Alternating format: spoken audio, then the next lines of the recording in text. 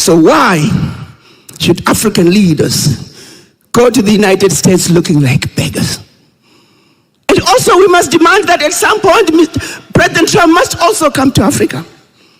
It's not a one-way street that all the African heads of state should be streaming to the United States. He too must come to Africa. But are we even demanding that? I'm getting a lot of grief sometimes when I talk about an Africa with a single military, an Africa with the one central bank, one monetary policy, one currency, an Africa that had one trade union. Fast forward, 62 years later, going on 63, those wishes are yet to be realized. 2025, of the pillars of development that were discussed by our founding fathers in 1963, we've only been able to accomplish only one: the creation of the ECFA. Why is it that it has taken us this long to deliver on the wishes of our Pan-African fathers? The question goes even further.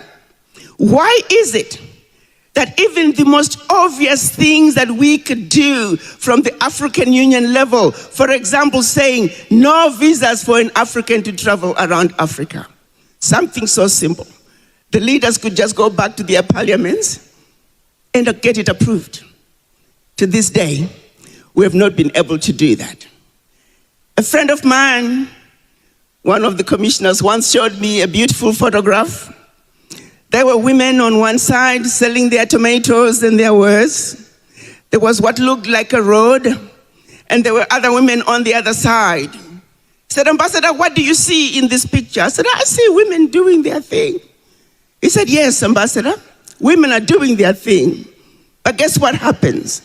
When the women on this side of the road run out of tomatoes, but the women on the other side still have tomatoes, the citizens of this side cannot cross over to buy the tomatoes on the other side because they need a visa." This is how ridiculous and insane the things that we do. We can take it even further. Let's go into our parliaments.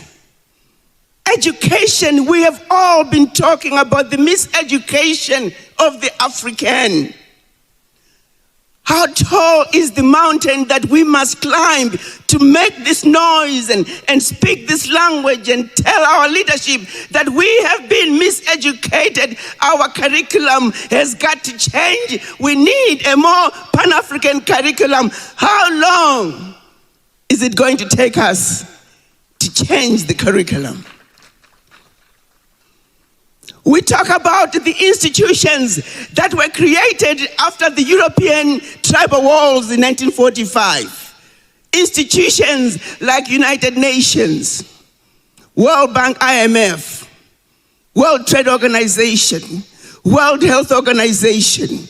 Institutions that must be dismantled, institutions we have no business belonging in, and yet like fools, we follow their lead. Institutions that to this day, as we speak, many African countries are spending over 50% of their GDP on loan repayment. And yet our ministers, twice a year, they go to Washington to attend the World Bank meetings, to be told how to run their currencies, how to devalue their currencies, how to engage in policies that are detrimental to their own development, and they say, "Yes, master." They don't challenge them. They don't say, "No, no, no. These loans have been paid a gazillion times over. We are not paying them anymore." Our sister yesterday, Sister Dr. Obi, told us about a loan of $4 billion by Nigeria in 1974. To date, Nigeria has paid over 50 billion and they still owe. How long are we going to wake up? We talk about our ministers of culture. We have artifacts that were stolen, looted out of Africa, and they're all over Europe. And we Africans, we go to Europe and we stand in line to pay and look at that which belongs to us. And none of them is demanding the repatriation of all of them. If we are going to destroy them, let us be the ones to destroy them. But they tell you, oh, you Africans are not good at keeping them. And our ministers, they go to Europe and they agree with them. I kind of like one Nigerian guy. I don't know if you guys saw this story. He went into a museum in London. There was a huge Benin bronze statue. The only place you get Benin bronze was from Nigeria. So the man went in with his screws. I don't know if you saw it. It was on the internet. He started unscrewing the statue. So when they called the police, he gave the thing a big hug and he refused to budge. He said, this is mine, I'm taking it home. It took a citizen. Where are the ministers of culture who should be demanding this? A simple demand to say, if you don't repatriate our artifacts, don't come here. We have heads of our ancestors sitting in jars, in basements throughout Europe. And you know why we can't have them? You know how when they come here hunting and they kill an elephant and they kill a lion and they take the head as a trophy? They were classified. Heads of our ancestors, hear me out. They were classified as trophies of conquest. So that's why they don't fit in the category of repatriation, because this is my possession. It is my trophy of conquest. And our ministers of culture and they came to Africa and found an amazing continent with some of the most powerful kingdoms and all the riches that they could ever think of having.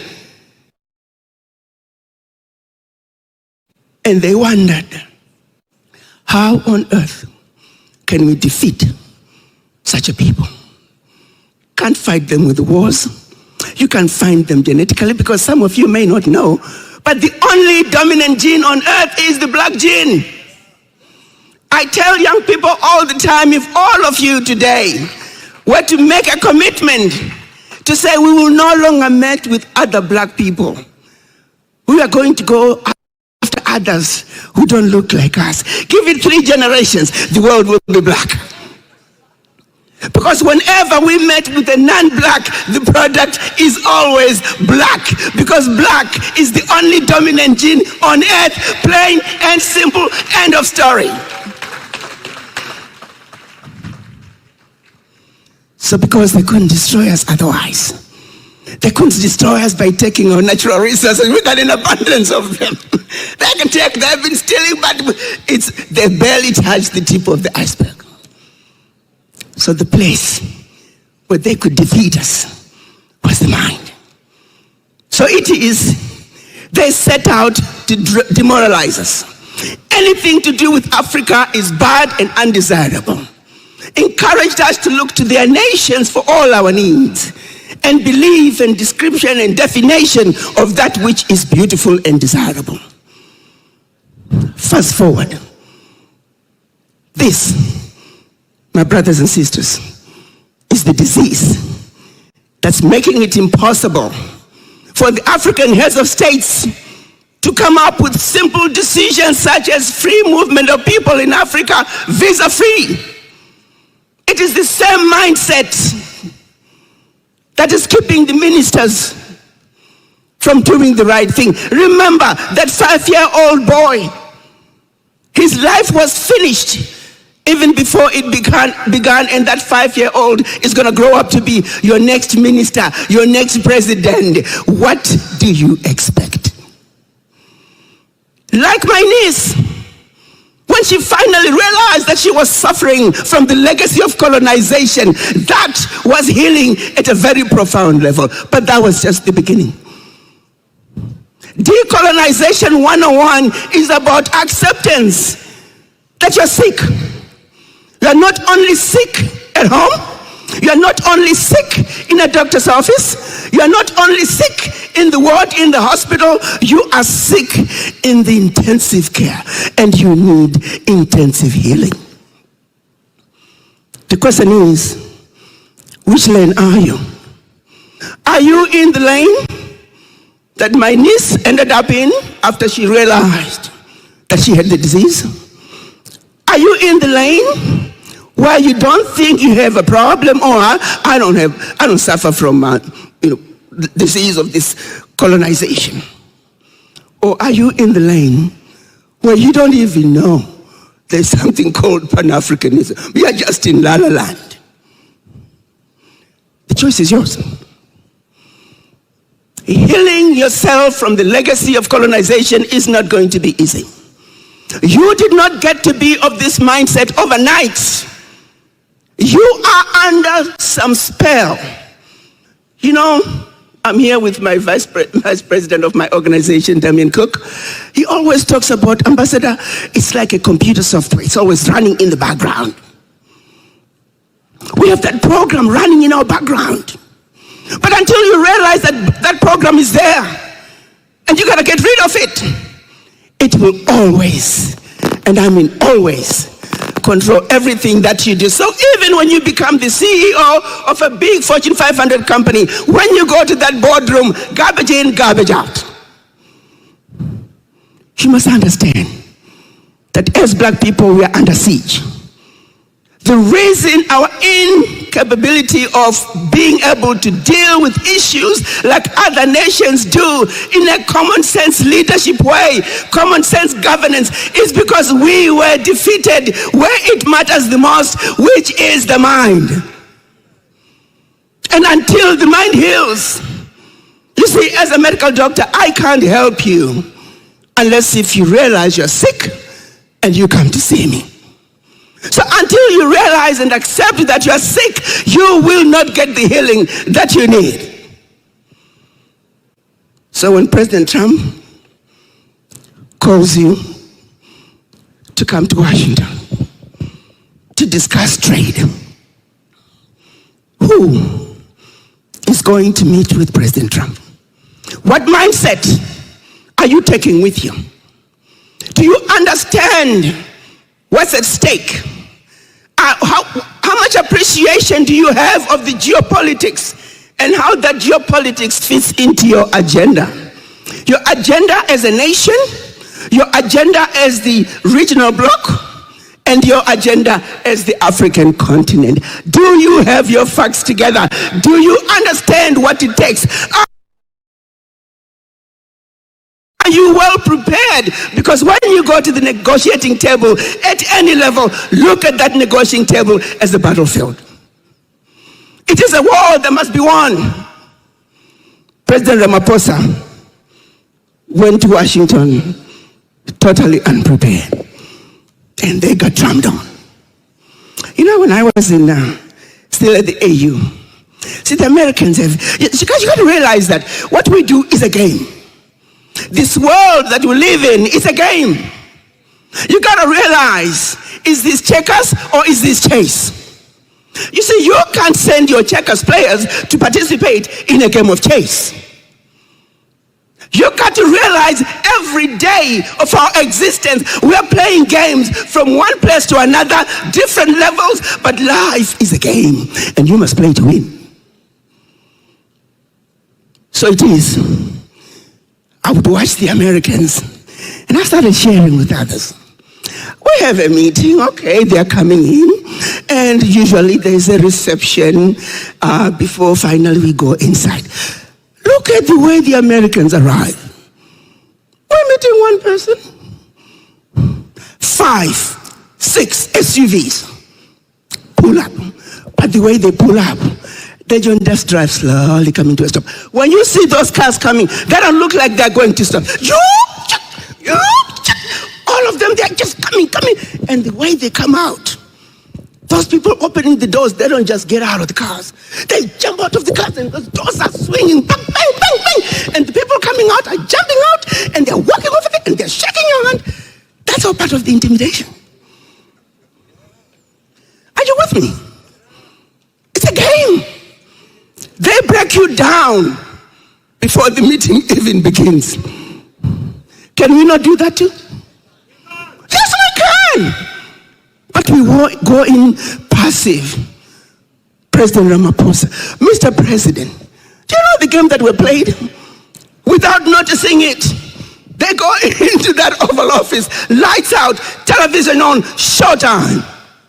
Mr. President, there are all these crosses.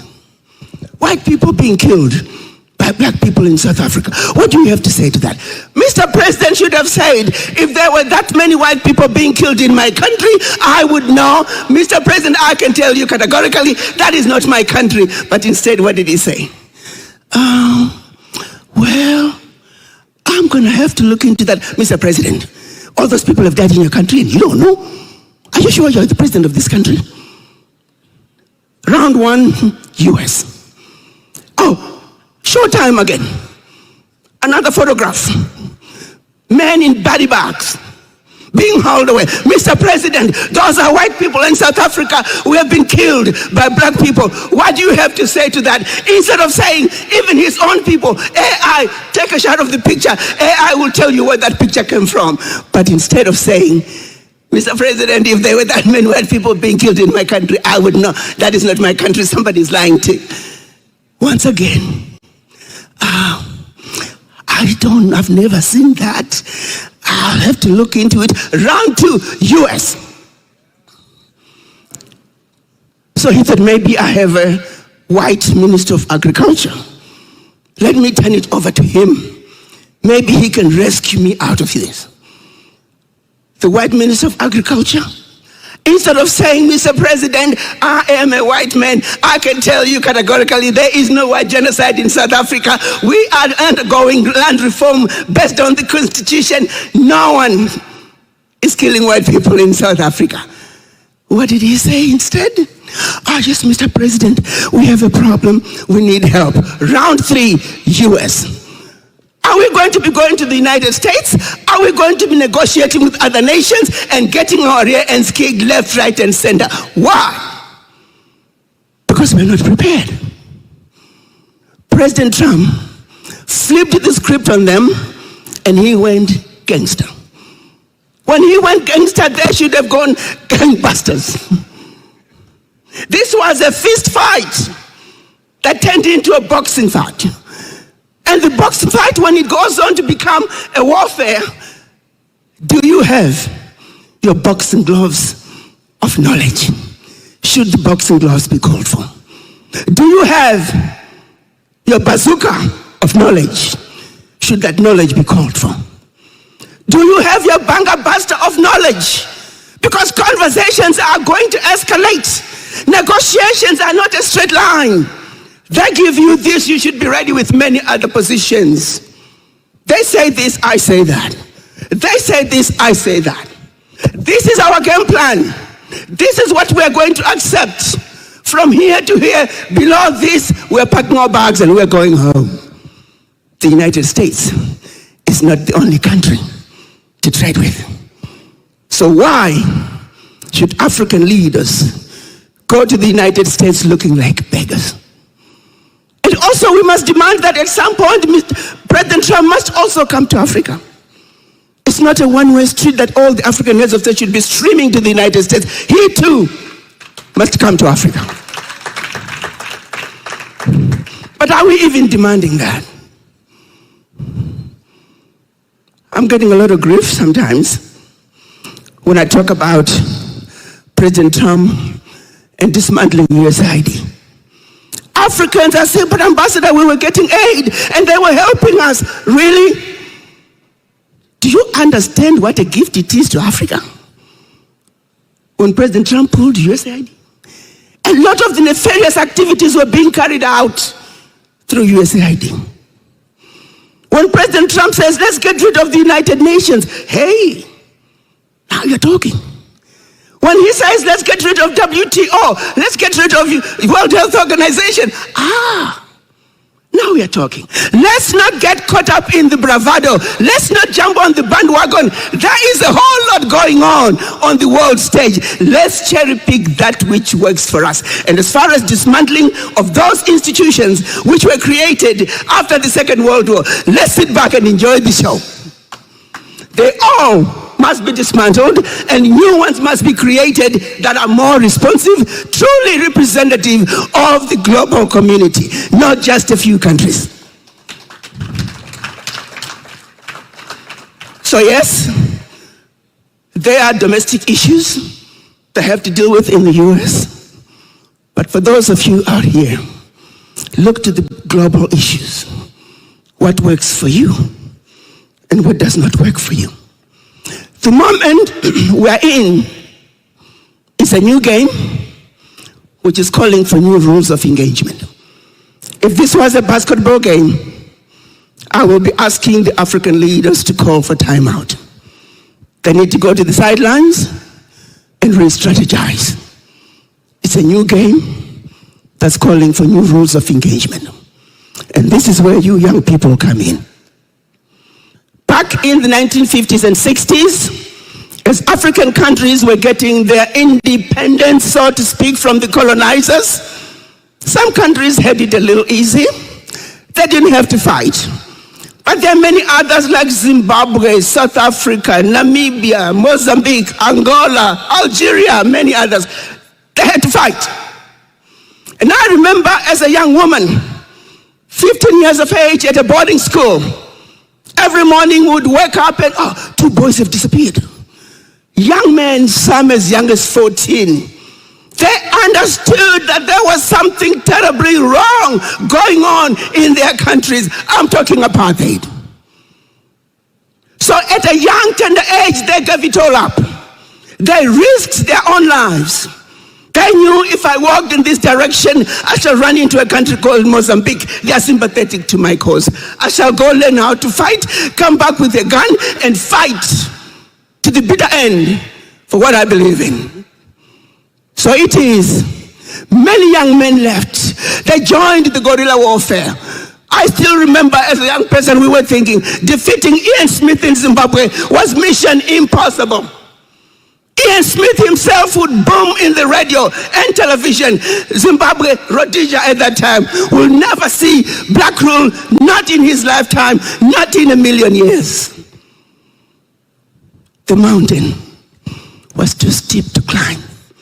But that did not deter those young men and women who believed in what can be done when we come together with one purpose, one mission in mind, and work in a selfless manner, do or die. But that wrong had to be righted. It is that spirit that gave us the independent nations that we see today. They gave us political liberation. What we never received was economic liberation. And now, that ball is in your court. You can't expect those who gave us political liberation to also give us economic liberation. What sacrifices are you ready to make to deliver economic liberation for Africa? In your case, you no longer have to risk your life. You no longer have to carry a gun. You just have to be smart. You just have to heal yourself from the legacy of colonization. You guys have to rid yourself, if you are across the waters, you got to rid yourself of the legacy of slavery. So when that NGO comes to you, wants to give you trinkets so you can go to America, give you trinkets so you can go to Europe, well, you know what? If you have to go, go, but don't lose your head. Know who you are. Know where home is. Refuse to be used as an instrument of your own self-destruction. That is the biggest problem we have in Africa today. You have people who are in government as we speak, who are on payrolls of foreign nations. Why are you betraying your country to this degree? The ball is in our court. As your elders, together with you young people, I do know that with your intelligence and your energy, and we work together, a little bit of wisdom from us, we got this. The most powerful, richest continent on earth can no longer continue to be treated like 10th class citizens. We have to get off the position of feeling inferior or being told we're not good. We have to stop being afraid. When I was in Washington and I traveled, it was sickening to see how scared our ministers would be sometimes. How scared the ambassadors were at times. What are you afraid of? These are other men that go to the bathroom and take off their pants just like you do. What are you afraid of? Why can't you look them in the face and tell them like it is? When they are out of line, call them out. You should never be intimidated because you know where you come from. I had a young man who was kind of dark in complexion. He came home and told his mother, he said, "Mom, my friends are laughing at me. They said they don't see me coming until I smile or open my eyes." So the mother was with her aunt, and she said, "Oh, do you know they are very jealous of you?" I said, "First of all, you are that color because you are well done. You are done well. Secondly, you have something called melanin. They don't have it. They're so jealous of you because they want to have it, but they don't have it. That's why they go to the sunning bed to try and get some melanin. You don't have to because yours is natural. They're jealous of you." So it is that young people, our work is in our hands. It's not going to be easy. Reclaiming our economic liberation. If I may leave you with one word, I'm asking all of you to have a serious conversation with the image in the mirror. Because the healing that we desire starts with the mind. For that is where we were destroyed the most. I have 3 quotes to leave with you. The day will come when history will speak. Africa will write its own history. It will be a history of glory and dignity. This was Patrice Lumumba. Coming from the Caribbean, Marcus Garvey said, "A people without the knowledge of their past history, origin, and culture is like a tree without roots." And finally, our own Kwame Nkrumah said, "A state in the grip of neocolonization is not master of its own destiny. It is this factor which makes neocolonialism such a serious threat to world peace and African development." Yesterday, you heard Professor Lumumba remind you that you are a chicken that was raised like an eagle. Now the moment has come. You have been given an opportunity to rise. You are an eagle. Rise up, get up and fly. We know it's going to be a tall order. We know the mountain is going to be high. Birds sing not because they can, they sing because they have a song. As Africans, let's come together and give the world the best melody the world has ever seen. The world that says, down with corruption, down with exploitation of Africa, down with imperialism, down with neocolonization. The mountain is high. Let's sing and go to the tallest mountain and let the world know who we are.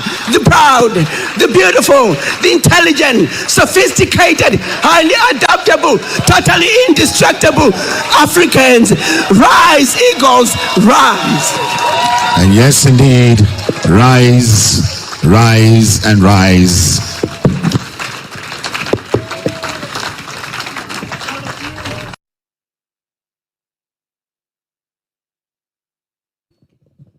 A very good afternoon to all of you.